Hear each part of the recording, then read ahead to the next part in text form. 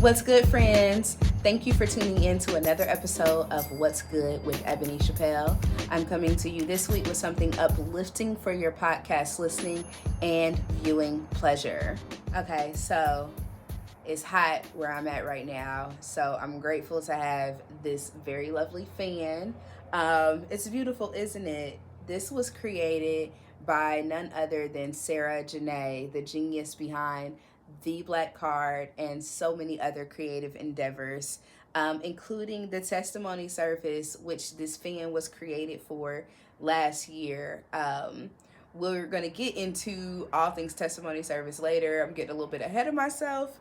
Before we jump into it, be sure to like and subscribe, rate and review, leave comments about the show, do all that stuff. Thank you to everyone that has done it so far and been so supportive of What's Good with Ebony Chappelle. Also, you can connect with me on Facebook, Twitter, and Instagram at Ebony the Writer. You can check out my website, ebonychappelle.com. Now that we've gotten all that stuff out of the way, I can go back to fangirling Sarah and all the great things that we've been able to do. So the testimony service, we did our very first installment of it last year at the Butter Art Festival, and it was amazing to be able to see something that we created as friends that just started out as this idea many years ago, and be able to see it come to fruition into being something so special is nothing short of a blessing. So we're going to talk about that in the show. We're going to talk about all sorts of things. So before I spend any more time rambling, we're just going to jump into it. Here is my interview with Sarah Jene of The Black Card. You know, sometimes you just need a little push in the right direction. And I appreciate those little pushes because I'm like, damn, I wouldn't have thought about this on my own. Guess what I was just looking at? Guess what I was just looking at? What? Oh my goodness. Hold on. Let me grab mine. It's right in front of me. You have it? Opal, yes. I'll be right back.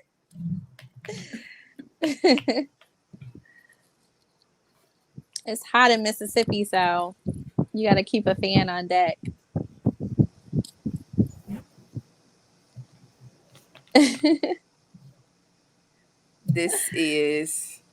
That is so funny. Perfect. Yes. Okay. So let's definitely make this a thing, right? For our time together. So I love it. Yes, I like to start off every interview by asking people what's good with them. So that can be. Let me arrange myself. I'm like, this is supposed to be a little bit more covered up. It didn't got all messy dealing with Opal's ass. But so what's good with you? And that can be anything that's making you smile, that's bringing joy into your life. What's good with Sarah Jene? Such a good question. Also, it's something that I feel like I'm like, do I need to ask myself this every day? Maybe. Yeah. Right now I'm just happy to be in some air conditioning. How hot is it down there in the SIP? Girl, I don't even know. Oh, we actually do. Yeah, okay. We do. I don't even know. I stopped checking, to be honest. Yeah. It's always hot. It's just always hot. And the hot is hot. And it made me think about that video you posted where you were like, they were together and they were like, it's hot. It show is hot, ain't yes, it? And it's hot too. Listen, that clip from Pootie Tang. So Pootie Tang, yes, as problematic as it is one of my favorite movies, and same. I will watch it. Okay, I'm glad that we share that. Yes. Why do you like it? I love things that are just silly. Like, yeah, it's just silly, and it's also so creative. Mm-hmm. And it's Black as hell, so it's like 3 of my favorite things. yeah, same. Yeah. I would agree on all of those points, and it blew me. So did you know that that movie was written by Louis C.K.? Are you serious? Yeah. That's crazy. Yep. Kind of fucked it up for me. Yeah. Now I'm like, oh, it is really problematic. We can thank Twitter for that, because I would have had no clue, because I'm not. I went through an IMDb phase where we would go on there and like look up random shit, and then I just stopped. So I never had any reason to like really look into it, and somebody revealed that tidbit of information, and I'm like, you know what? I could have Y'all not. don't let us have shit. Yeah. I could have gone my whole life without knowing that. Yes. Because, you know, I thought it was in its own bubble of blackness, of problematicness, but also blackness. But yeah, now I'm like, a white man, we can't have nothing. Nothing. Nothing. We can't have nothing. But that's fine. That's fine. But it's still, it is what it is. It is what it is. But I'm just, you know, what's good with me, I'm, like I said, just taking moments like this, being able to connect with friends. I've been able to connect with like different friends this week. So that's been really good. Yeah. That is awesome. I love that. I love that. Earlier we were flashing our little church fans, and I really so I have a bit of news for you. Okay. That it's so crazy, because I'm like, I should have said this before I started recording, but whatever. So long story short, I got an email today that the testimony service, it has been selected to be a part of Spirit in Place. Oh my God. Yes.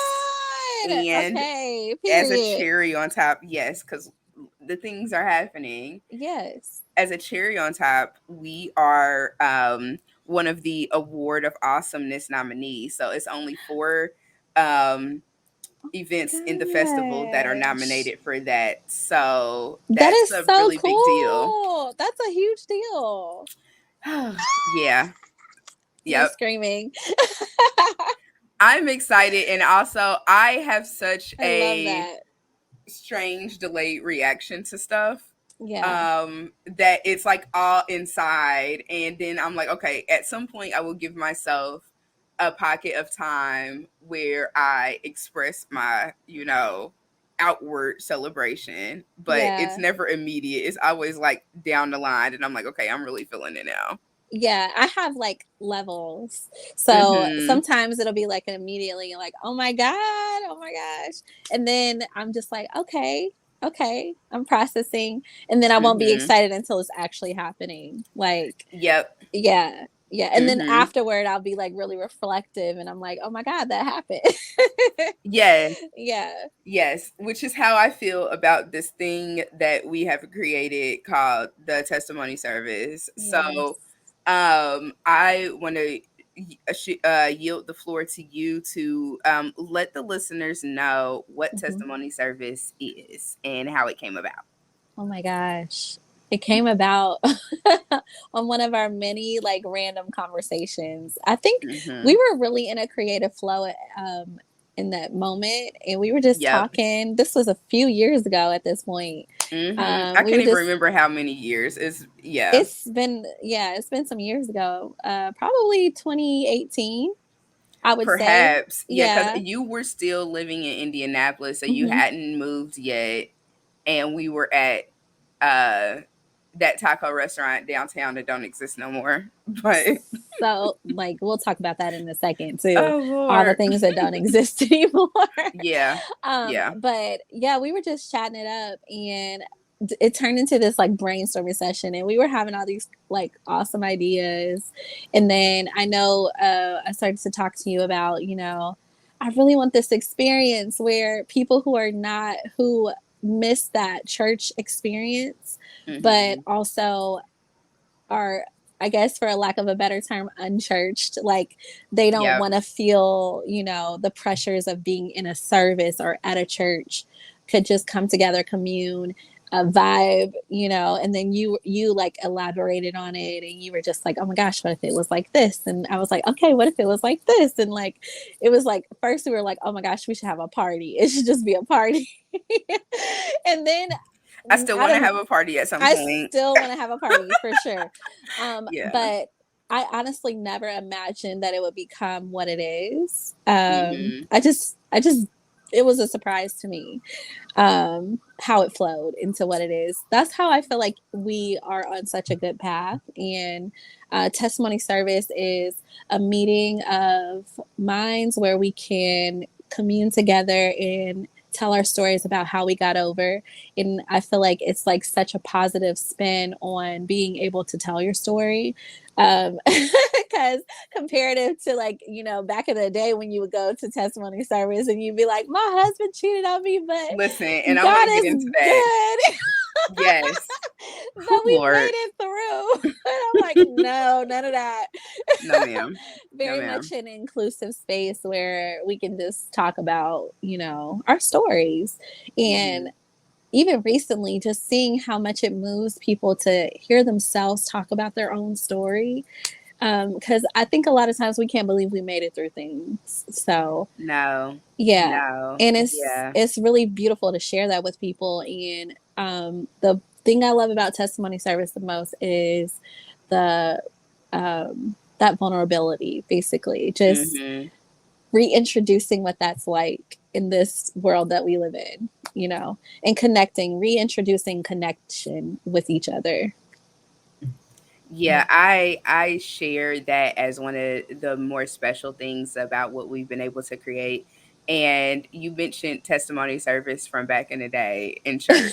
And I grew up in church just like you, and I spent a little bit of time apostolic, like you was apostolic Pentecostal from the jump.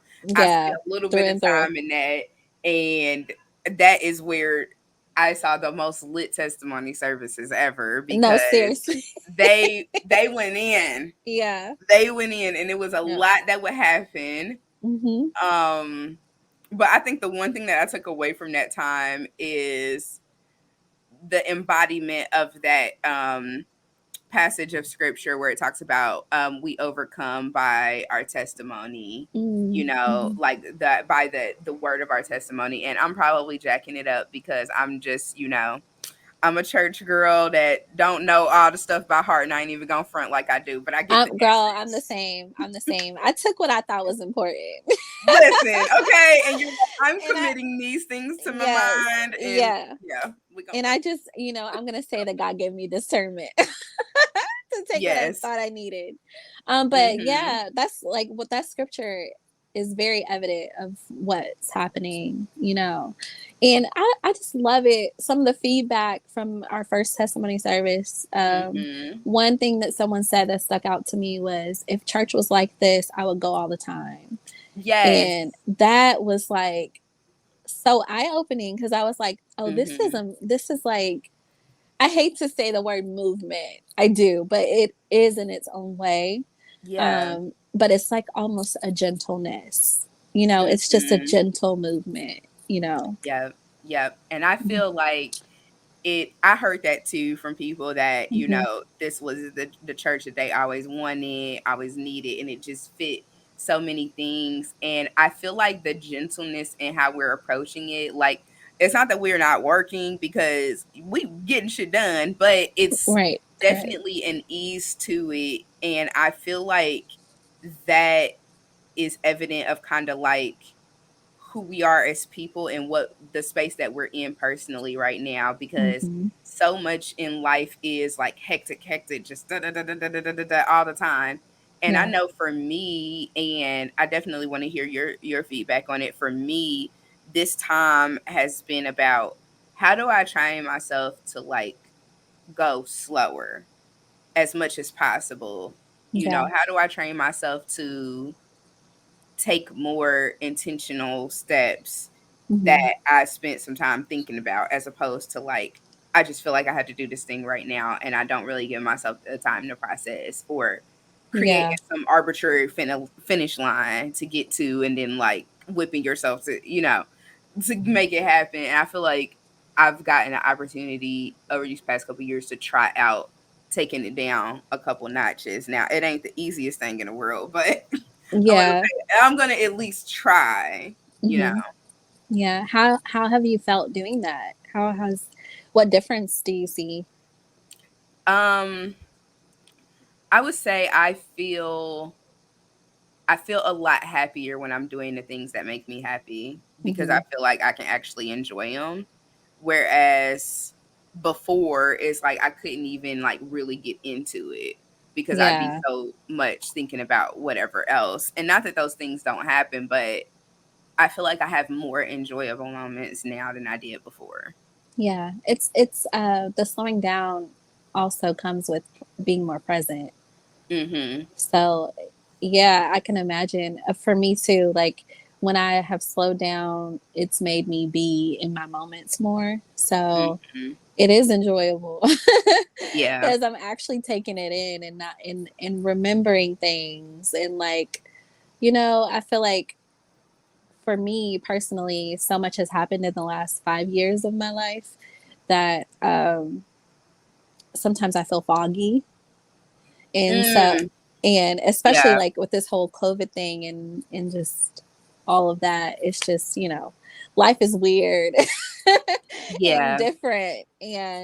But of course, we all adapt. But slowing down has definitely, I've been kind of forced more so to slow down, um, Mm-hmm. which is okay. It's what I needed for myself, for my mental health, I think. And I agree with what you said, just like being able to be more present and in the moments Mm-hmm. and not taking on too much because I Yeah. realize I've become more candid with people. I don't feel like I have to be like, I always used to have so much anxiety around disappointing others. Mm, So I would take on too much. So now I'm just like, you know what? I ain't got it. You know, I don't have mm-mm. it. I don't have the capacity. Find Yeah. somebody else. Yes. And Yes. also being okay with feeling like sometimes I miss opportunities. But knowing that what's for me is for me. So that's Yep. what I'm dealing with a lot lately. It's just like, is it a missed opportunity or do I just need to, stay my course and just, Mm-hmm. be okay?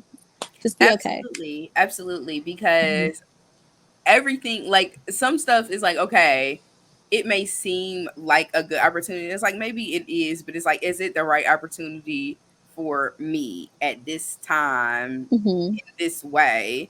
And not Yeah. that everything has to be perfect because that's completely unrealistic. Like stuff ain't gonna be perfect, but having, that thought process to know like everything that comes my way, I don't have to jump on every single train, Yeah. and to know that like you said, what's for you is for you. Like stuff is going to come around after, that's Yeah. blow you away, and you be like, damn, like I didn't even know that this was going to be a thing. But it's possible, like Mm-hmm. all of that's possible. Yeah. Yeah. Yeah, I wanted to ask you about, you mentioned just everything going on with COVID and how life is just fucking weird. um Yeah. and I just want to have you, and you can take this anywhere you want to, but I want to get your thoughts on the importance of using all of your experiences in life as an inspiration to um, create things. Oh, I feel so many ways about that. Um, I thought you would. yeah. For me personally, it that has always been my drive, I think. Just taking my experiences and creating from them as an artist. That's always kind of been how I emote anyway, is whatever I'm going through, I channel that energy and I just create from it. But as I've gotten older, I've been learning that everything does not have to produce, all of my experiences don't have to produce something. So Mm. I've just been very much letting myself make sure I feel the things through. Like, So what does that look like? I want to have you definitely dive in a little bit there. Like, what does that yeah. look like to discern whether or not that's the path to go? Well, it helped me. Well, what helped me realize that was I felt like I was just doing busy work. And I was just like, okay, I have to take this energy. I have to channel this. I have to make my experience. What if it was a negative experience? I have to turn that into something positive. No, I don't. Mm. Mm. Wow. No, I don't. I don't have to turn it into anything. It was an experience, and I need to check in with myself and see if I'm okay. And I feel like I wasn't doing that. Like, I'm like, am I okay? Like, how do I feel? And how did this experience change me? And like, now, what is my next? What does my next look like? It doesn't have to look like me producing something, but healing, you know? And like, what does that healing look like? You know? Yeah. So that's what I've been navigating now, because I'm just like at the point where I was doing so many things that I actually was burned out. And I was just like, I actually don't want to do anything. I don't want to make anything. I don't want to That do. feeling sucks. Yeah. Yeah. I was just like, and I mean, but within good reason, like our lives have changed so much. Like, you know, and my personal life has changed so much. So for those that don't know, like I'm a caretaker. I have been for the past, honestly, 5 years in different ways. And so I'm just like, now I'm in that sweet spot. I just turned 34 and I'm just like, what? What does that mean? And without telling myself, you know, by 34, you're supposed to be blah, blah, blah, blah, blah. All that crazy yeah, shit. yeah, none of that matters. What really matters is like, what does a sustainable life and happy life look like for me? And like, how do I do that? So that's where I'm channeling those experiences now. It's like I'm channeling them into my healing and also into my future. Like, what does that mean to build my future right now? So I hope that answered that. Oh, yeah, very, very thoroughly and thoughtfully. So thank you. I'm just processing myself. I think that point about, you know, these experiences, not all of them have to produce something. Sometimes it's about producing that healing. I think that that's something that I really latched onto because yeah, it can be hard, especially when you are a person that is active and wants to do things, and it's like the idea factory never shuts off. Girl, And never. you're like, so there's no, like, it doesn't Yeah. even start dribbling at some point and be like, okay, but at the same time, praise God from, you know, whom all blessings flow, because that's a great thing. But at the same time, you can always feel like behind because it's like, oh my God, I should have did this, I should have did that, whatever. And I was Yeah. feeling that. I was feeling that way. I was feeling very behind. I was like, oh my gosh, I should have did this. I should have. And I just feel like it's so unfair for us to do that to ourselves, because it's just like you not only did you just experience something, now you feel guilty for not producing what you think you should have produced. Also, you have to take care of yourself and heal. So you're compiling all of these things onto yourself when you can only do one thing at a time well. Yeah. And so I was just like, what let me know is like, yeah, my ideas were constant, but then I started to go blank. Like I literally started going blank. Like I didn't have any thoughts about anything and I didn't care. I was just like, I was like, I don't care. No, I don't care. What does that, this might be a weird question, but what does that feel like to go blank? Like, were you, let me shut up so I can listen. Oh no, yeah. Where was I? What you were gonna say? I was just gonna ask if you were scared at all. I feel like I was a little bit. I was freaking out a little bit because I was like, what's wrong with me? I can't think of anything. I can't think of anything creative. I can't, which is like, it's difficult sometimes because being an artist is like something that I use as a tool to heal, but also my art, like art is my art form. You know what I mean? Like it's my art form. So it's like two separate entities in my life. And it's a part of your livelihood too. Yeah. Right. Well, it's your livelihood. Yeah, it is my livelihood. So that's what was scary and difficult for me. Just going through this like grief journey, healing journey has been like, when I did go blank, I was like, how am I going to make money? Like, oh my goodness. I have to think of things. I have to want to do things. And I just had no desire. So I was just like, you know, I need to slow back to the slowing down. I was like, I need to slow down and take in what I can take in. And also be okay with this moment of rest and like recharging, because our rest is just as important to the productivity as anything else, you know. Absolutely. It feeds our creativity. So yeah, that's just been something that I've been, you know, tackling lately. It's just been like, okay, when I feel like, oh, that's a little too much, too much dip on my chip. Okay, I'm gonna put that back. and it's so valuable to know that, because I think in some way, by slowing down and not feeling the pressure, or feeding into the temptation rather of doing all the things, I've been thinking about the fact that it's like recognizing abundance, because like I don't have to rush and get it all right now. Like there is more than enough. It's just like, with food, like sometimes growing up, they'd be like, okay, like it's still gonna be there. Like you ain't gotta shovel it in, whatever. Oh yeah. Like I had one of my cousins did that to me one time, because I went to go eat at her house and I must have been hungry as hell. Because she was like, Ebony, there is more. And I was like, you're right. I don't know what's wrong with me right now. But yeah, I've been thinking about that a lot too, because it's like, okay, there might be a lot to get, and it's like, okay, if you're in that moment where it feels good to you and it feels healthy and productive, it's like, okay, do what you gotta do. But in moments where your body and your spirit is clearly calling for something else, like being receptive to that, yeah, so important. And when you were talking about going blank, I never thought about it like this, but I had a similar experience when I left the newspaper. So I was like burnt out physically, emotionally, spiritually. Like I just felt um broken in a lot of different ways, and I haven't like really expressed all of that publicly, because there's certain details I'm just like, it's not for consumption. It's just something that I experienced. But I couldn't write.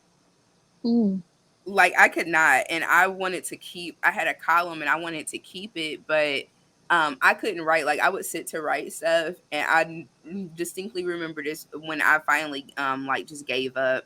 I was writing on this legal pad, and I bought up like every sheet of paper, like everything I started. I was just like, oh, this is fucking trash. This is trash. This is trash. Like everything.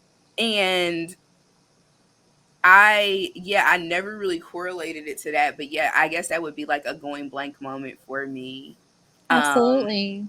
Yeah. When did it start coming back for you?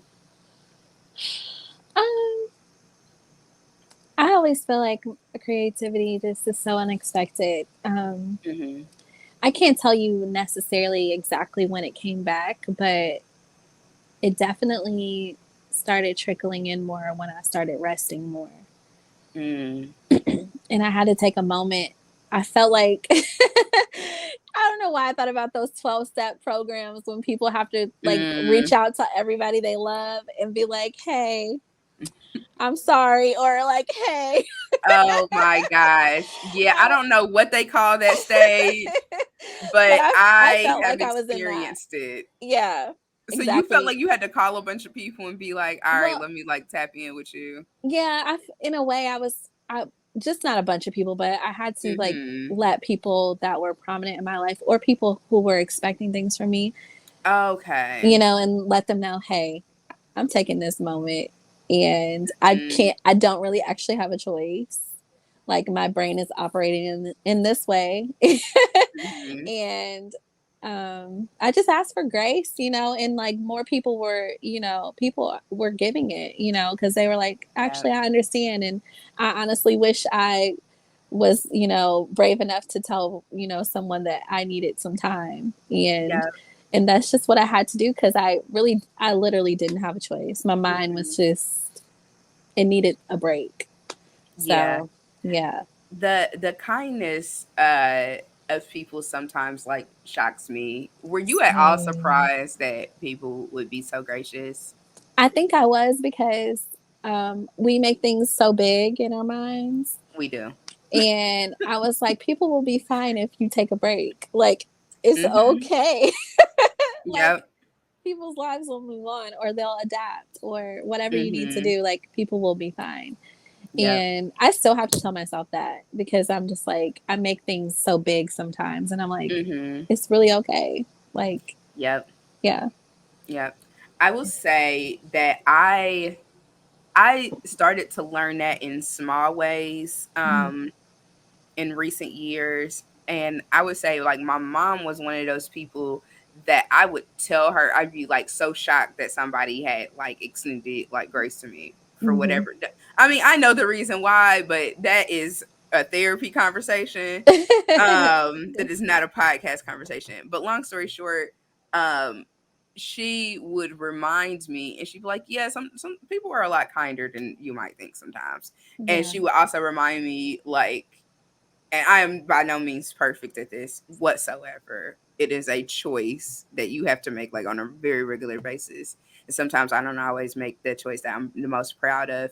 But she would remind me that I would be so gracious to other people. And she's like, well, remember when you did that one thing? Like, it's just coming back around. And I'd be like, oh man, I never even thought about that.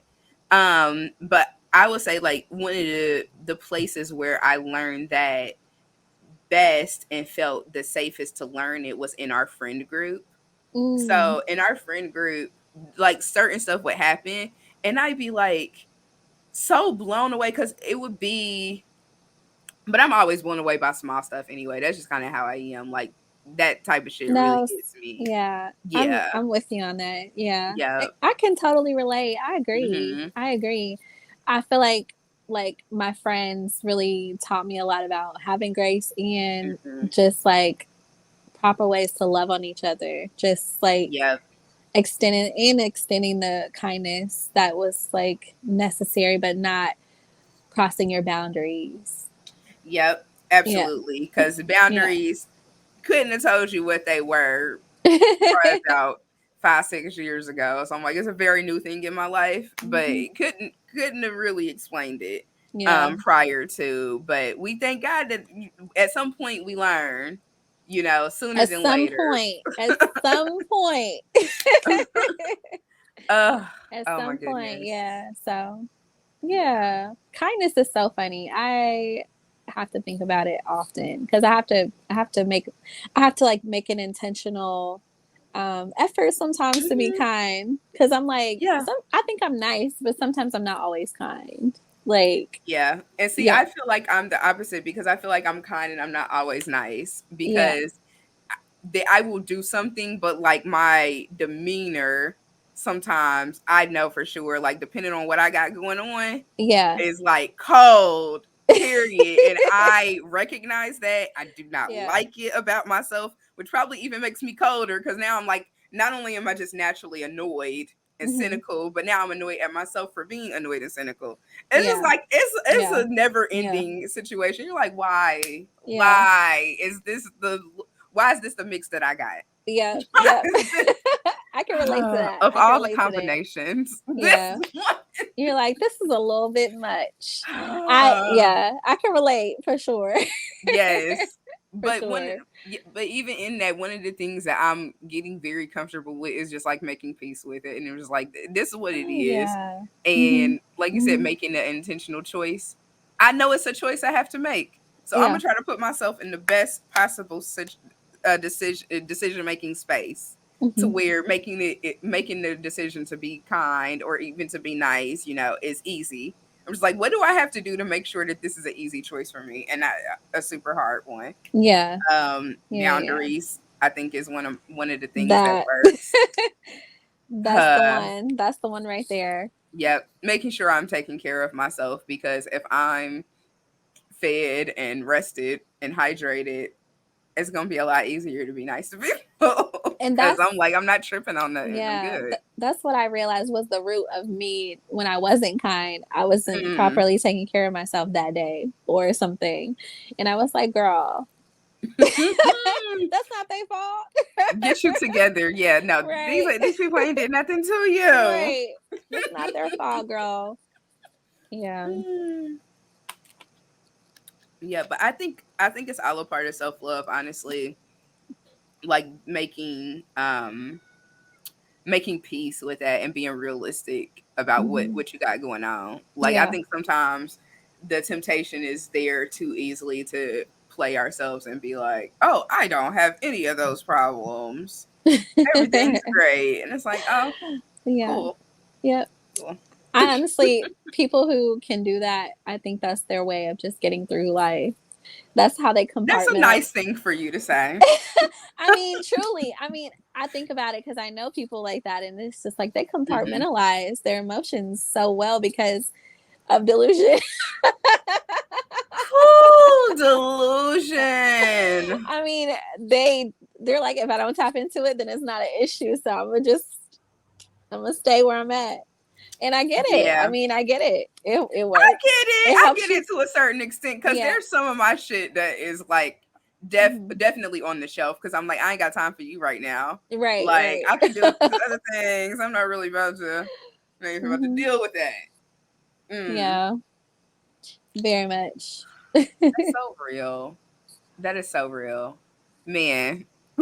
I'm really just sitting here processing that because I'm like, yeah. But when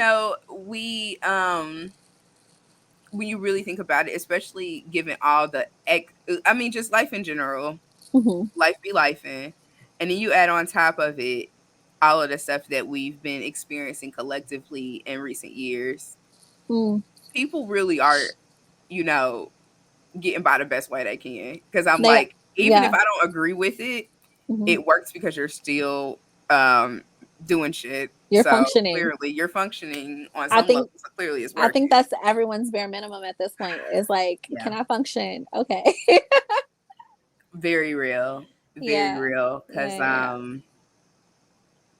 asking for more than that is damn near unfair in certain situations. It's like, and I have to be real with myself about that because I know I'll be asking for a lot.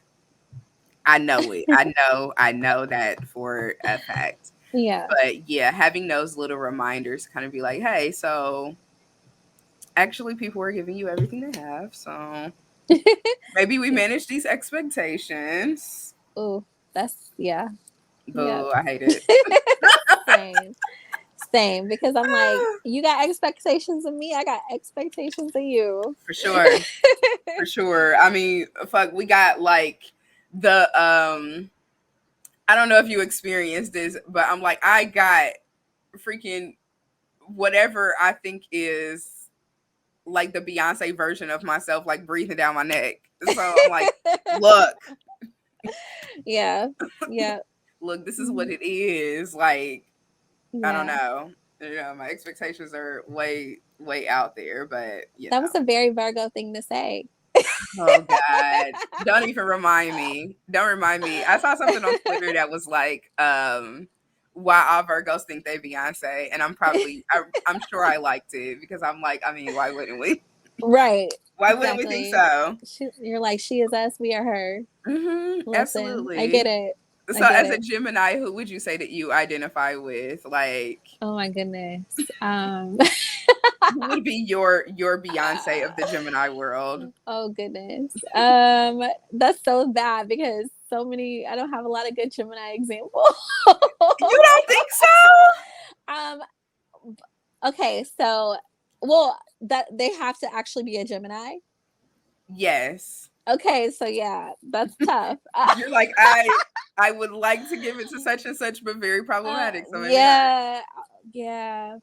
So I guess I'm gonna say Andre 3000 because he's like, that's a good one. I didn't realize he was a Gemini. Yeah, he's a Gemini. So Big Boy's the Aquarius. Yeah. Okay. Yeah. All right, got it. Yeah. That is a very solid choice. I think so. I think he matches my energy, like for sure. Agree. For sure. Because he's kind of ducked off a little bit. I can be ducked off a little bit, but also when I pop out, I pop out.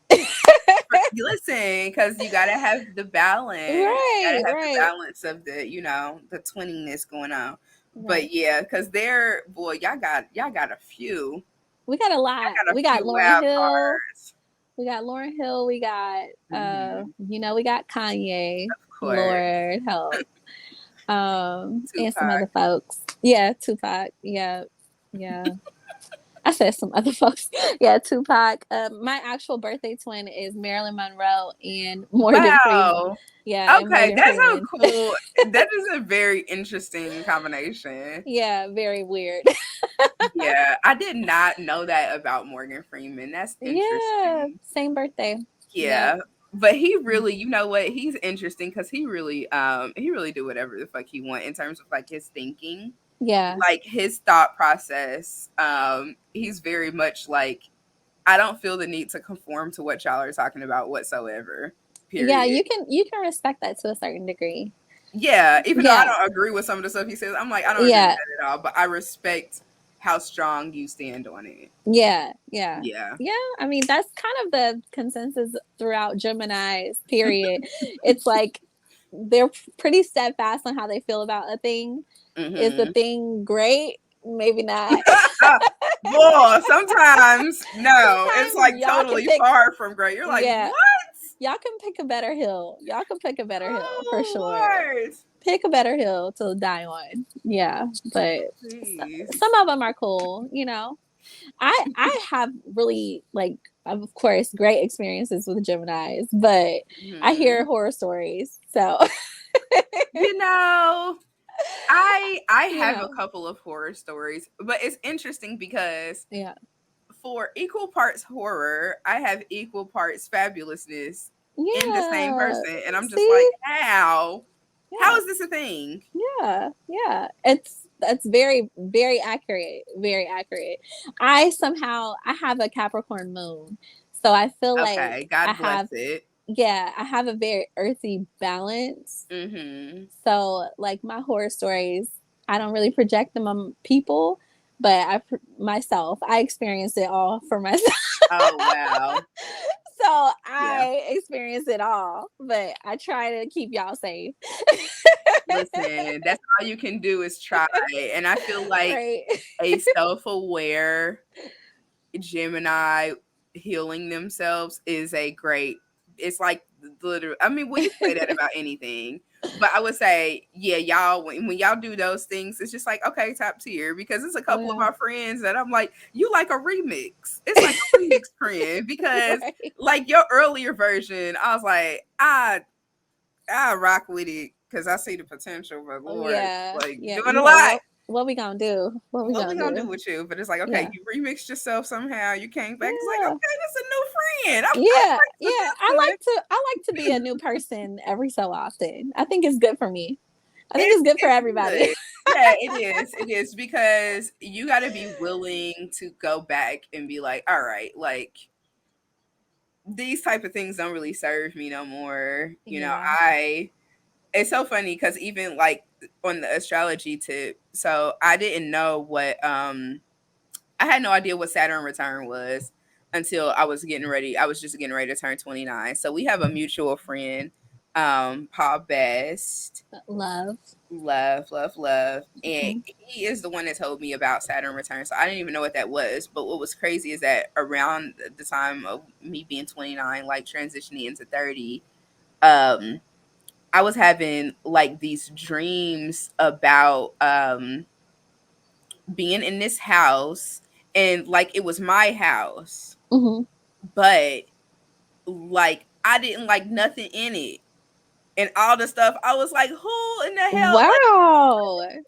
Like everything in it was wrong. I was like, I don't know what none of this is. Like it was just like it was my shit, but I was like, what was wrong with me? Like, why would I buy this? Like it was just crazy. So I like would, you know, meditate on that and think about it a lot, and then I just realized, okay, like there are things that don't serve me no more, like thought processes, behaviors, like just all type of stuff. I'm like, this just really ain't for me no more.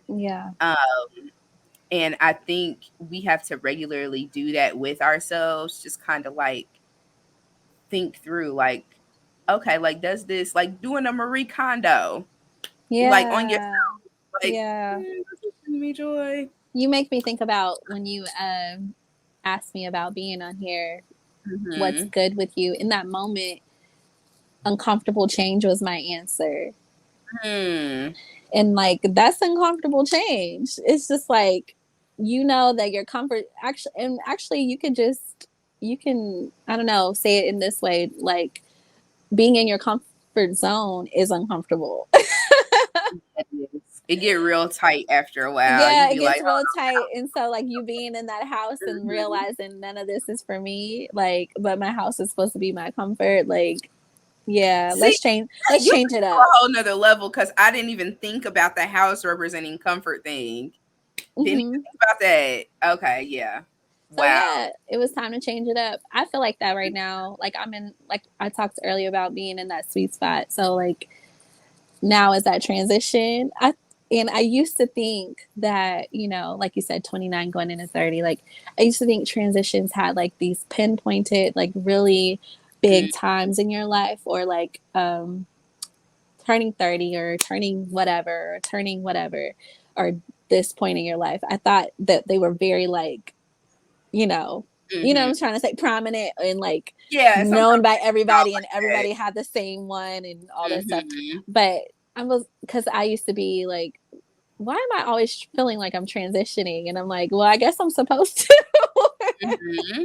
Yeah, I guess I'm supposed to. So yeah, I've been trying to, like, I guess, reckon with that lately. Like, okay, it's okay that I'm changing again. Like, yeah.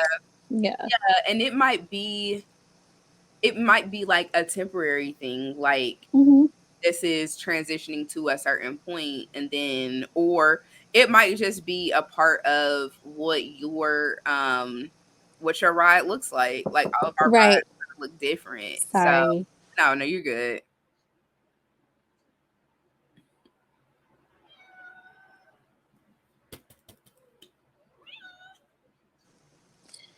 But yeah, so yeah. So I want to talk a little bit about self-expression and self-exploration, because you come from an environment, and from what I've experienced, it ain't the best place for certain types of self-expression. um, I'm like, what is the most mildest way that I can put that? Yeah. But yeah, so how did you get to a place where you started having the opportunity to be able to express yourself as creatively as you do, and what do you do to kind of keep that flow going and Well, not losing it? I will say this, like, I don't think that my religious upbringing really stifled me when it came to things that I've created out of my mind. Like, my mother was so encouraging, and like, and incredibly creative herself. She was incredibly creative, and she had a house of, she had all these other kids before me that were creative. So it was kind of like she was used to seeing all of that. You know what I mean? She was used to seeing those transitions and, like, you know, becoming a child, becoming who they are. So like, she was very encouraging to me. She never really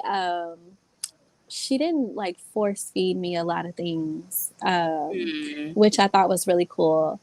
You know, I got an opposite, you know, she's opposite from my dad. Okay, yep.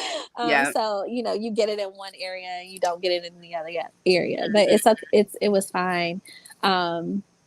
However, I was sheltered, so that was, I didn't know about a lot of things.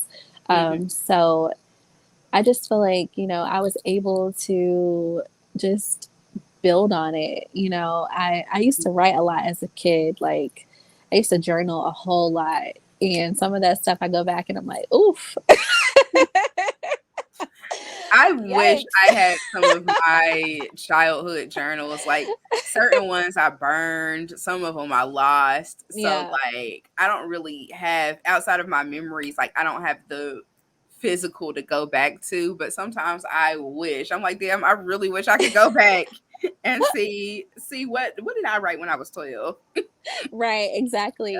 But when it came to self-expression, my mom would always tell this story about how when my oldest sister, she was the first to get married.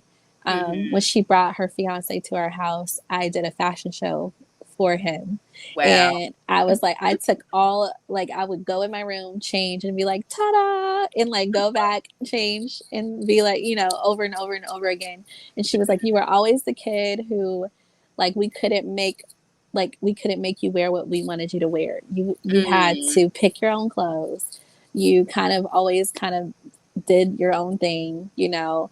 And my mom was like, you know, I learned to adapt. And like, I think that's why, like, I was so blessed. So she learned to adapt to you as a person. Yes. Wow. Yeah. That is huge. Yeah, it's actually so huge. And I think it's like a huge part of who I am now, because I feel like her allowing me to have that freedom has allowed me to give that freedom to other people. So like being a safe space, you know, for example, or, you know, being there for my nieces and nephews, and like, you know, being able to have conversations with them, and, you know, just like accept them, being accepting. So like, I feel like, I have freedom in that area. So, which you know, that's a huge privilege, you know, growing up in a Black household, and growing up in a very like religious household. However, you know, I had, you know, all of the religious things that come, you know, so I couldn't always fully be everything that I wanted to be. I have restrictions. It's like, what can I do within the lines? Within my limits. Yeah. Get right up close to it. Yeah. Exactly. So, you know, and then of course you grow up and you're like, oh, I got a little freedom. So what do I like? You know? Yeah, let's try and see. Yeah, you know, what do I like? Who am I? Who am I? You know. So that's beautiful. I was talking to another friend actually on the podcast, Justin, and Justin Bland, and he, you know, grew up in the church and everything too. And one of the things that we talked about was the importance of being in an environment that really supported your creativity, and how that just creates so much opportunity to go as far as you possibly can. Once you step out there and you start trying stuff, because you already have that foundation of support. And he had, you know, a great situation with his family where they were really supportive too, like in a lot of the ways, like you mentioned with your mom. So I think that is so valuable, because I just think I go back to that quote. I think they attribute it to Picasso, but I don't know if it's right or not. I haven't looked it up myself. But every child is born an artist or something. It's something like that. I'm like, it might be one of those memes that they like throw somebody's name on that don't really belong to them. Oh my God. I think they always do it with Oprah. They always do it with Denzel. And I'm like, Denzel ain't said that shit. Okay. It's always a Denzel quote. Oh my God. Yeah. But yeah, the whole idea about everybody being an artist, but at some point in life, like, they just get shut down. Like, either they don't get the support, or they get older and other stuff becomes more important. They don't have the tools. Yeah. Resources is always the top of that list of things that stifle a kid. Yeah. But it's exciting that you weren't stifled, because now we get to partake in all of your lovely art. So, of course. So as we wrap up, I want you to talk about all the things you have going on and how people can connect with you and learn more about Sarah Jene. Okay, so first, testimony service. I'm so excited about. That's what we have going on. I'm very excited about that developing. And so, you know, you guys can follow our testimony service page on Instagram. Please do. And also the Black Card, which is THEE Black Card. Yep. I have a website. I also have an Instagram. I have some art installations coming up. Here in Mississippi, there is this organization called Grits, and it's about food disparity in the South. And I'm going to be creating an art installation surrounding that that topic. So I'm really, really excited about that. I hopefully will be working on a film soon in July. Awesome. So, yeah. Where's that going to be? It's going to be in Memphis. Awesome. So yeah, I'm really excited about, you know, I'm happy to be back in the South and connecting to those roots. And like, a lot of people don't know that I was born here and I grew up here till I was 8 years old. And then I lived and grew up in Indianapolis. So like being able to be here and connect with like, you know, my roots here has been really cool. It's been a really good experience. And there's so much going on. I'm going to be posting it. Like, go on my Instagram, follow me. I'll be posting some updates soon for sure. Awesome. Yeah. Well, that is so exciting. So exciting. Looking forward to seeing you very soon. You too. And creating great things together. But I love you. Thank you. I love you so much. Thank you for having me today. Yeah. Enjoy your day. All right, thank you guys so much for tuning in to this episode of What's Good with Ebony Chappelle. Thank you, Sarah, for such a great conversation. I'm going to drop links in the show notes to all of her social media pages. I'll drop the links to the testimony service in there as well, so that you guys can stay up to date with what we have going on. As always, have a great time and a positive life, y'all. Peace.